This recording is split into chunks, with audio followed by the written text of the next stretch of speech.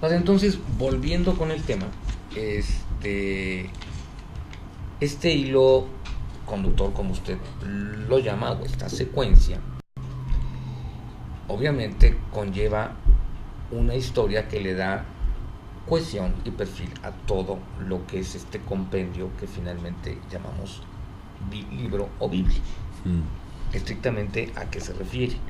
Bueno, entonces este hilo que hemos dicho que es la inspiración es un hilo que se refiere al valor que tiene el contenido, ¿verdad?, de la Biblia.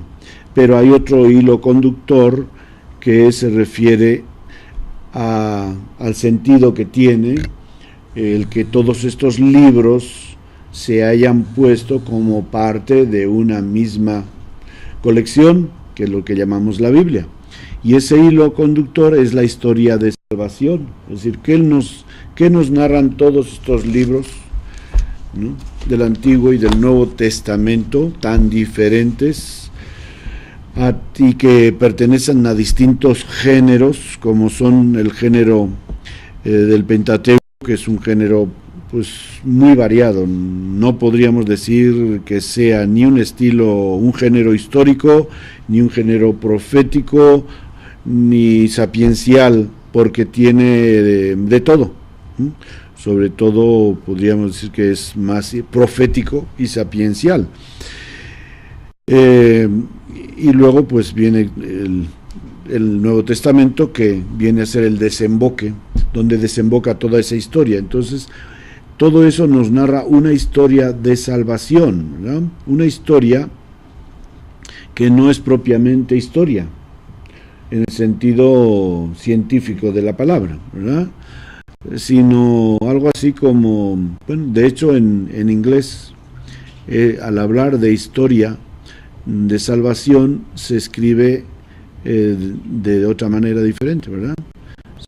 No se habla de historia con H, sino de una historia sin H, que viene a ser como relatos, relatos que constituyen una historia de salvación, ¿verdad?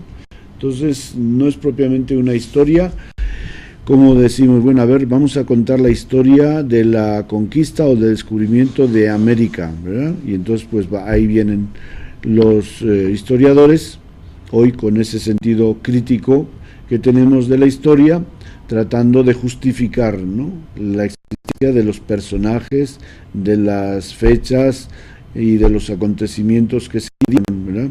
En este caso a nosotros no nos importa tanto eso, no es una historia en el sentido riguroso científico, sino una historia que está hecha de distintos relatos y acontecimientos sucedidos a lo largo de muchos siglos, y a través de los cuales Dios ha ido llevando a cabo las promesas que nos hizo, porque, digamos, la historia de la humanidad es lo que nos cuenta la Biblia, pero desde una tradición concreta o desde una cultura religiosa, que es la cultura hebrea, ¿no?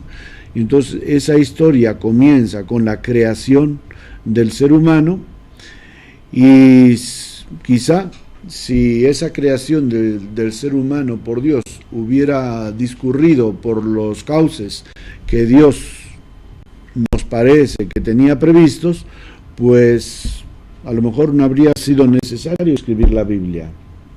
Pero como resulta que en el 3er capítulo se nos dice que el ser humano no aceptó el plan de Dios y se rebeló contra su modo de concebir al ser humano, quiso, instigado por la tentación, ser como Dios, desprenderse de lo que Dios había decidido para él. Pues ahí viene ahora que a continuación, como ya lo hemos visto en alguna otra ocasión, Dios hace una promesa de que esa historia no se va a quedar así, de que el ser humano no va a quedar ahí pues ya a su suerte, fuera del paraíso, y que ahí vea cómo se las arregla y cómo sufre las consecuencias de haberse rebelado con Dios, sino que Dios en su amor por ser nuestro Padre Creador y estar empeñado en que su obra se lleve a cabo o lleve a buen fin, pues nos promete un Salvador, ¿no? Versículo 15 del capítulo 3 del Génesis. Y entonces ahora viene todo lo que viene a continuación, es cómo Dios va a ir haciendo posible que esta promesa se cumpla hasta que llegue quien la va a cumplir, que es Jesucristo, ¿no? Entonces, bueno, pues para eso obviamente que va a elegir un pueblo en el cual pueda nacer este liberador, este Mesías, y pues eso es una historia, diríamos, muy larga, ¿verdad? Muy larga de siglos y siglos y siglos. Ahorita que nos comentaba de las partes, por ejemplo, de inicio del Antiguo Testamento, cabe siempre una duda.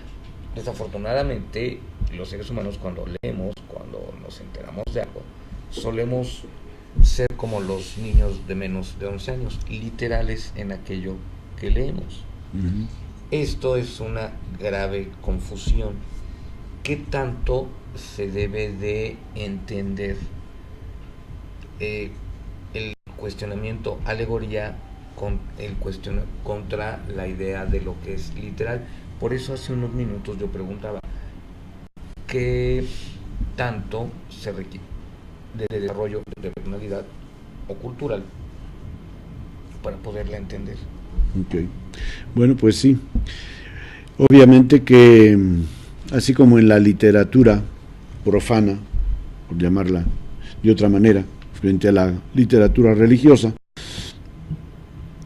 tenemos distintos géneros literarios, ¿verdad? Entonces tenemos la poesía, tenemos la historia, tenemos el ensayo, tenemos la comedia, tenemos la tragedia, etcétera. Entonces también dentro de la Biblia, de hecho están los libros están agrupados, como te he dicho, en estas secciones, que después del Pentateuco, que nos habla de los orígenes, viene una serie de unos 10 libros históricos y luego otros tantos libros proféticos y 7 libros sapienciales. Entonces, obviamente que si estamos hablando de libros históricos, estamos hablando de un género literario que dentro de sus cánones de aquel tiempo, pues están procurando contarnos la historia, cómo se fue sucediendo a través de los siglos, desde que el pueblo de Israel entró en la tierra prometida, ¿verdad? Hasta el final, de cuando ya va a llegar, se va a cumplir la promesa de la venida del Mesías. Mientras que los libros proféticos, pues no tienen nada de historia, aunque hay a veces dan datos históricos, ¿verdad? Ellos, diríamos, están al lado de la historia, ¿verdad? Son como los animadores de la historia, ¿sí? Entonces son personas que nos van dando principios de vida espiritual y de vida moral para que esa historia se vaya desarrollando de acuerdo al plan de Dios, ¿no? Mientras que los libros sapienciales, pues ahí tenemos, obviamente que hay